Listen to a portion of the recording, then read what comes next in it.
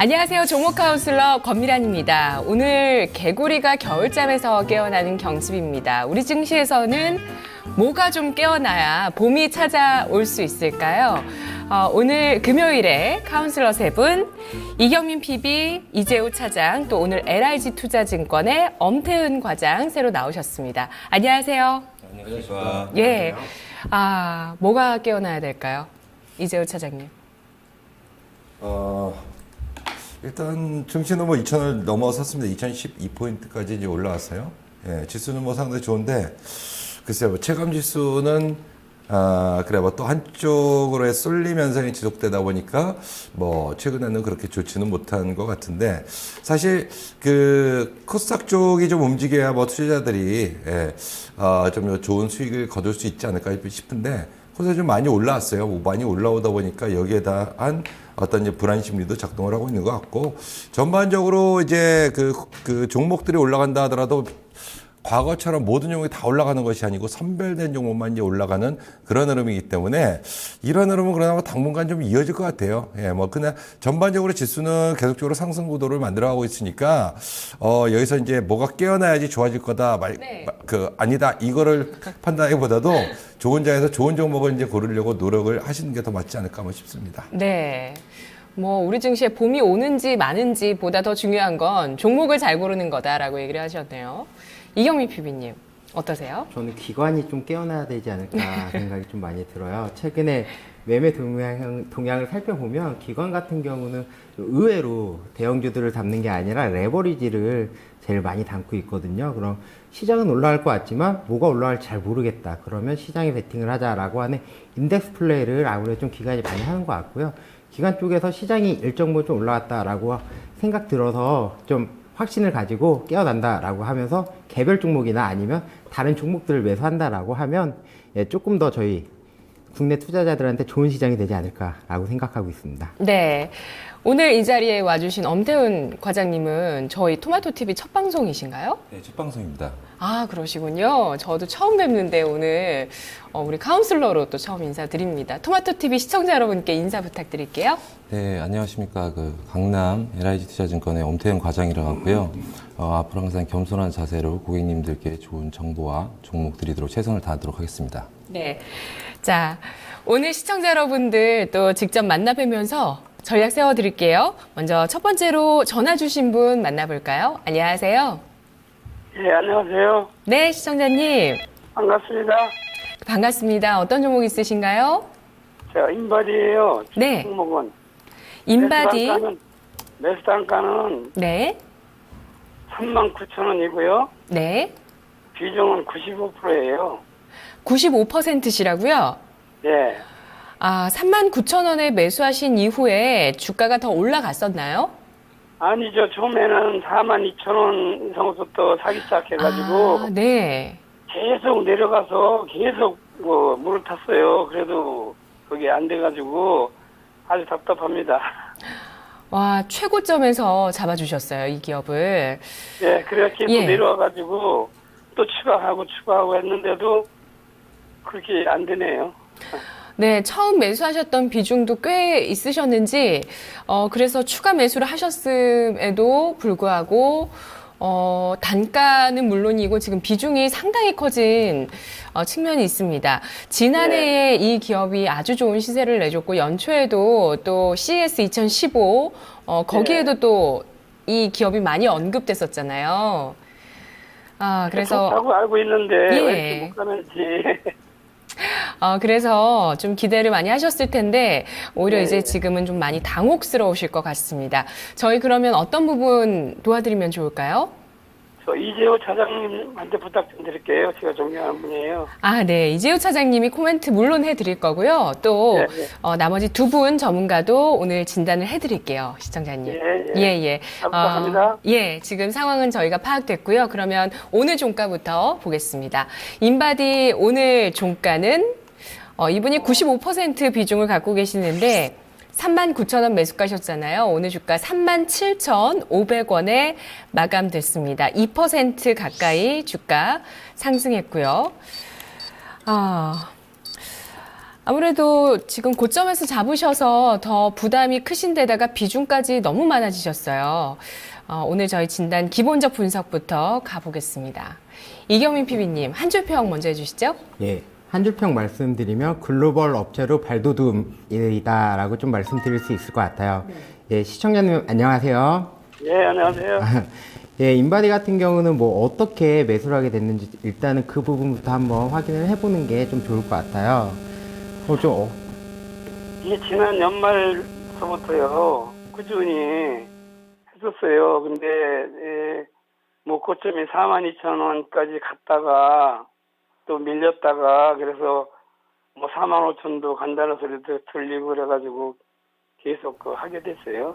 네, 뭐 42,000원에서 45,000원까지 가도 처음에 수익률은 크게 욕심을 안 갖고 들어가신 것 같습니다. 아무래도 고점에서 진입하셨던 부분을 감안해서 한 10% 정도면 좋겠다고 생각을 하셨는데 예상과는 다르게 되밀려 나고 있네요.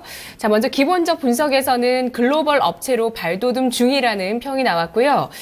지금 기술적인 부분이 조금 좋지 못해서 연결을 고르게 한 다음 기본적 분석을 들어보도록 하겠습니다.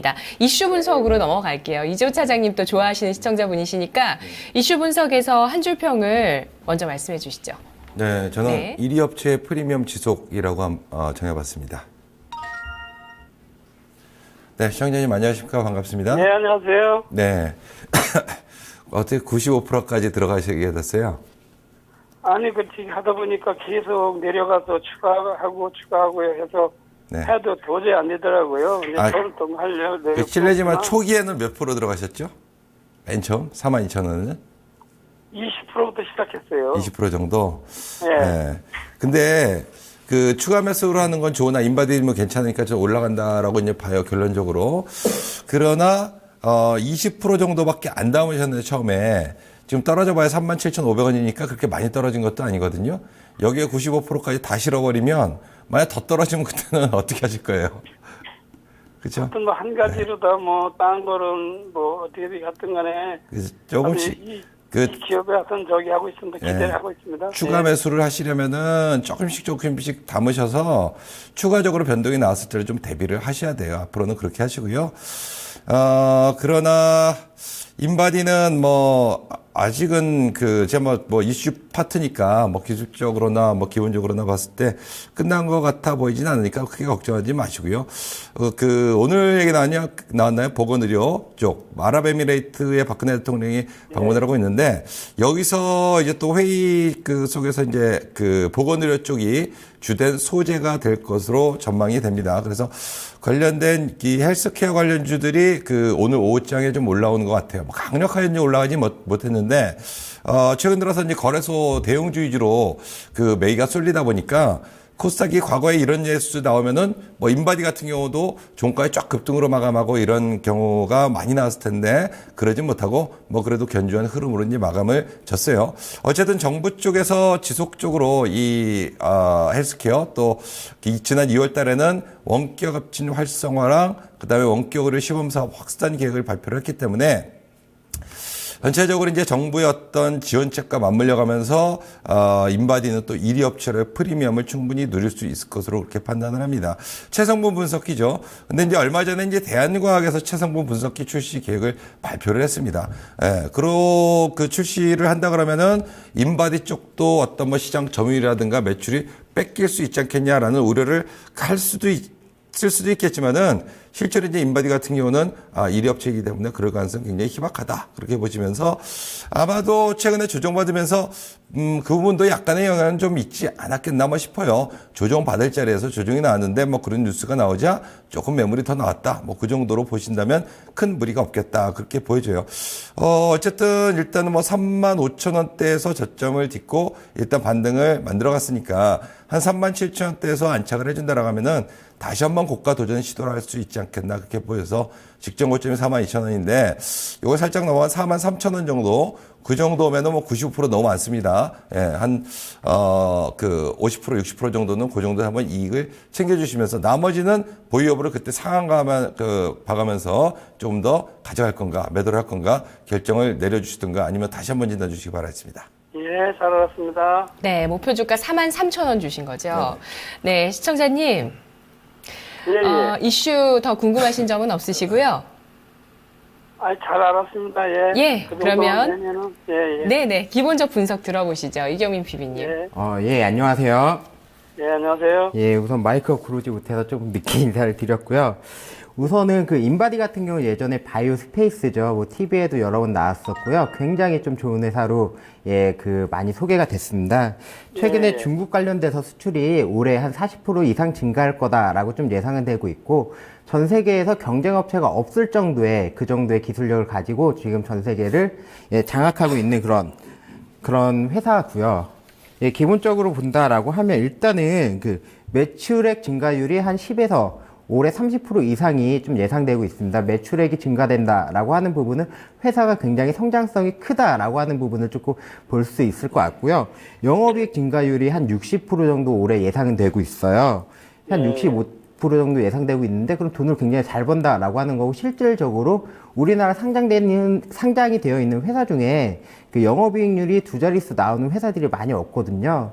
근데 이 동사는 거의 20%를 넘는 그런 영업이익률을 내기 때문에 굉장히 돈을 잘 버는 기업이다라고 또 보여지고 있고, 부채가 거의 없습니다. 거의 무차익 경영이다라고도 보셔도 좋을 것 같아요. 그래서 앞서서 뭐 이재호 차장님 말씀해 주셨듯이 대한과학이 그쪽 체성분 측정기 쪽에 진출하겠다라고 하는 이슈는 있었지만, 그 실질적으로 진출할 때까지는 좀 다소 시간이 좀 걸릴 수 있다라고 보여지고 있고요. 진출한다라고 하더라도 인바디와 같은 그 정도의 품질은 나오긴 좀 어렵지 않을까라고 보여지는 게 일반적인 그런 관측입니다. 따라서 지금은 좀 조정이 나오고 이제 조정을 좀 탈피하려는 그런 모습을 보이고 있기 때문에, 일단 저 같은 경우는 좀 목표가를 한 45,000원까지는 끌고 가도 괜찮을 것 같다라고 좀 판단 들고 있습니다.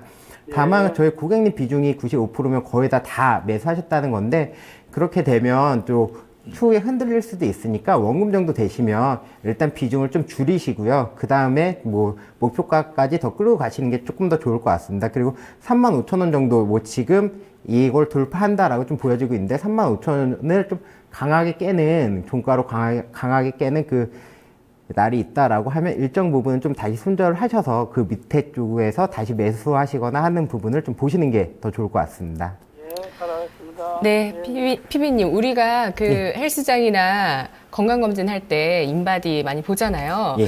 그게 전 세계적으로 깔린다, 이렇게 생각하면 되는 건가요? 네, 지금 전 세계적으로 깔리고 있고요. 네. 인바디가 기존에 했었던 건 좀 고가의 전문가용 체성분 측정기를 했었던 건데, 간단하게 말씀을 드리면, 기존에는 뭐 사람이 물에 들어가도 뭐 그 부피나 밀도나 이런 걸 측정을 했었는데, 지금은 양쪽에 자꾸 발하고 손 쪽에 전류를 네. 통해서 그 전류 신호를 가지고 이 사람의 체성분을 굉장히 잘 측정을 하는 거거든요. 이게 개인용 그 체성분 측정기가 나올 수 있다라고 하면서 또 그런 개인용 퍼스널 시장이 열리는 것 같아요. 뭐 남자들은 B2C. 남자들은 뭐 별로 상관이 없지만, 여자분들은 거기 가서 몸무게나 뭐 내 몸의 지방이 어느 정도나 이런 걸 굉장히 공개하기 조금 부끄러워하시는 분들도 많이 있으니까, 그래서, 개인적인 시장도 좀 커질 것 같습니다. 그래서 회사는 굉장히 더 좋아질 것 같아요. 네, 저도 측정해봤거든요, 최근에. 처음 해봤는데, 진짜 그야말로 부끄러워서 그전에는 안 했었어요. 근데 이제 처음 해봤는데 정말 신기하더라고요. 예, 내 몸의 근력이나 지방, 뭐 여러 가지 것들, 수분, 단백질 등등을 다 분석을 합니다. 시청자님도 한번 해보셨어요? 저는 해보지 못했습니다. 예. 정말 신기해요. 한번 기회 되시면 한번 측정해보세요. 예, 예. 네, 내 몸 상태를 알 수 있고요. 일단 두 분의 분석을 들어봤을 때는 뭐 매수가 비중만 아쉽지 나머지 부분은 뭐 앞으로도 참 유망해 보이는데요. 그러면 엄태훈 과장님의 의견 들어보겠습니다. 차트 한 줄 평해 주시죠. 60일 이동평균선은 인바디 생명선이다 라고 생각을 하고요.